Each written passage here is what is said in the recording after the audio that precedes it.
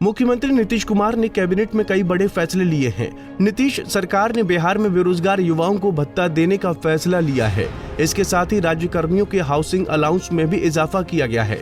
ये फैसला सीएम नीतीश कुमार की अध्यक्षता में आयोजित कैबिनेट की बैठक में लिया गया है। कैबिनेट की बैठक में कुल 25 एजेंडों पर मुहर लगी है।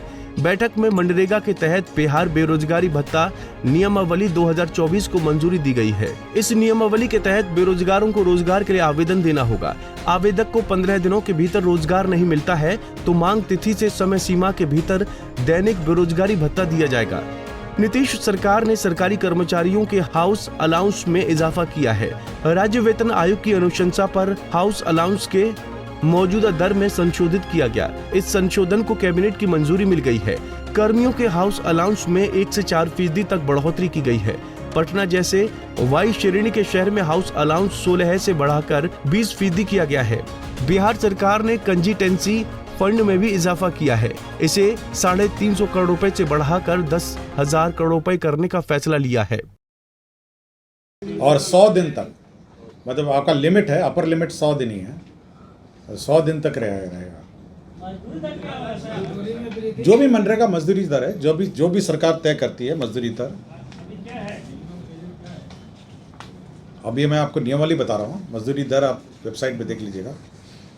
राज्य वेतन आयोग की अनुशंसा के आलोक में राज्य कर्मी को मकान किराया भत्ता, जो मकान किराया भत्ता है, उसमें जो राज्य वेतन आयोग का रिकमेंडेशन था कि जब भी डीए का जो प्रतिशत है वो 50% जैसे ही पार होगा तो मकान किराया भत्ता का जो परसेंटेज है वो भी चेंज हो जाएगा।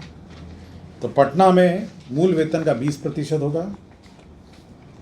बाकी अररिया, आरा, औरंगाबाद, बगहा, बेगूसराय, बेतिया, भागलपुर, बिहारशरीफ, बक्सर, छपरा, दरभंगा, डेहरी, गया, गोपालगंज, हाजीपुर, जमालपुर, जमुई, जहानाबाद, कटिहार, किशनगंज, लखीसराय, मधुबनी, मोकामा, मोतिहारी, मुंगेर, मुजफ्फरपुर, नवादा, पूर्णिया, सहरसा, समस्तीपुर, सासाराम, सीतामढ़ी, सीवान, सुपौल, इसमें 10% होगा। अवर्गित शहर जो है उसमें 7.5 होगा और ग्रामीण क्षेत्र में 5 है। इसका जो पुराना दर था, जो ग्रामीण क्षेत्र में 4 था, जो बढ़ के 5 हो गया है। अवर्गित क्षेत्र पहले 6 था, बढ़ के 7.5 हो गया है। आपका जो वर्गिक क्षेत्र है, जिसको Z वर्ग कहते हैं, वो 7.5 से 10 हो गया है। और फिर आपका वाई श्रेणी जो है पटना जिसमें आता है वो 16 था, बढ़ के 20 हो गया। आपको लिस्ट चाहिए तो मैं बाद में दे दूँगा उसको। बिहार आकस्मिकता निधि, जो BCF आप बोलते हैं, कंटिजेंसी फंड में सामान्यतः वो 350 करोड़ होता है, 350 करोड़ होता है और हर साल इसको बढ़ाया जाता है।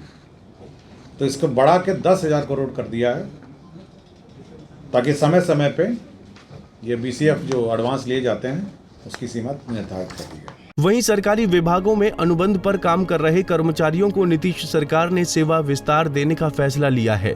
अपर मुख्य सचिव S सिद्धार्थ ने कैबिनेट के कई अन्य बड़े फैसलों के बारे में भी जानकारी दी। उसके जो मानचित्र बनाए जा रहे हैं उनमें करीब 15,847 पद थे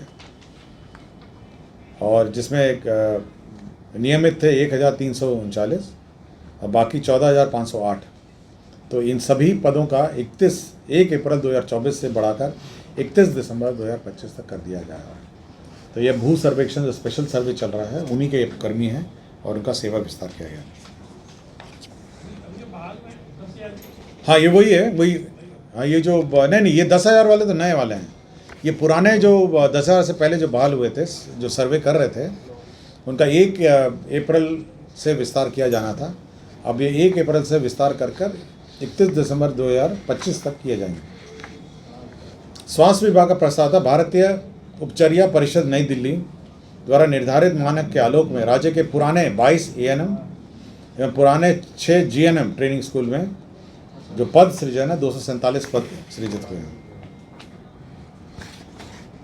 एक बर्खास्तगी का प्रस्ताव है। आशुतोष कुमार 3 मुंसिफ सह न्यायिक दंडाधिकारी प्रथम श्रेणी बाढ़ पटना, ये निलंबित थे, इनको बर्खास्त करने का प्रस्ताव आया। बिहार वित्तीय सेवा नियमावली 1953 नियम 39 में संशोधन है। यह माननीय उच्च न्यायालय का ऑर्डर हुआ है और इसमें जो सीनियरिटी का जो निर्धारण है ये सीनियरिटी का निर्धारण उस स्थिति से होगा जिस स्थिति से जो आयोग है, बीपीएससी आयोग अनुशंसा भेजता है, उस स्थिति से सीनियरिटी निर्धारित होगी। कभी कभी होता है कि योगदान की तिथि से लोग सीनियरिटी कर लेते हैं, कभी प्रमोशन की स्थिति से कर लेते हैं। तो बिहार वित्तीय नियमावली 1953 के नियम 39 में यह संशोधन किया गया है कि जिस स्थिति से बीपीएससी जो है रिकमेंड करेगी उसी तिथि से सीनियरिटी निर्धारित होगी। दरभंगा जिले के अंतर्गत भारत सरकार को एसआईबी पोस्ट के लिए ज़मीन सशुल्क दिया जा रहा है 96,40,500 रुपये के दर से।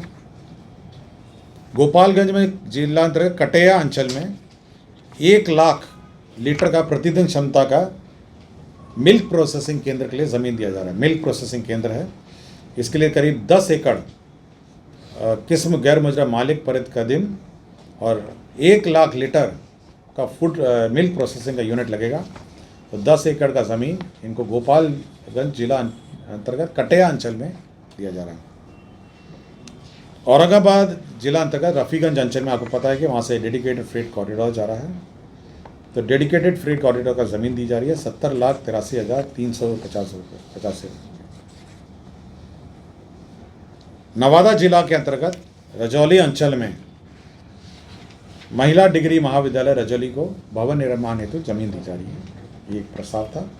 इनको 5.26 एकड़ ज़मीन दिया जा रहा है। और लास्ट एजेंडा था अल्पसंख्यक कल्याण विभाग।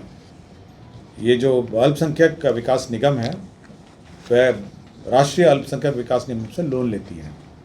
तो लोन की जो राशि है उन्होंने पहले कहा कि हम इक्विटी से सेटिसाइड करेंगे, लेकिन यह जो राष्ट्रीय अल्पसंख्यक विकास आयोग है, वित्त निगम है, वो माना नहीं।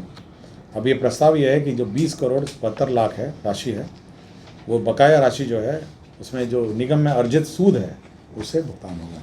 वहीं शिक्षा विभाग के तहत तालीमी मरकज टोला सेवक के करीब 10,000 लाभुकों के लिए सहायक अनुदान राशि का इंतजाम किया गया है।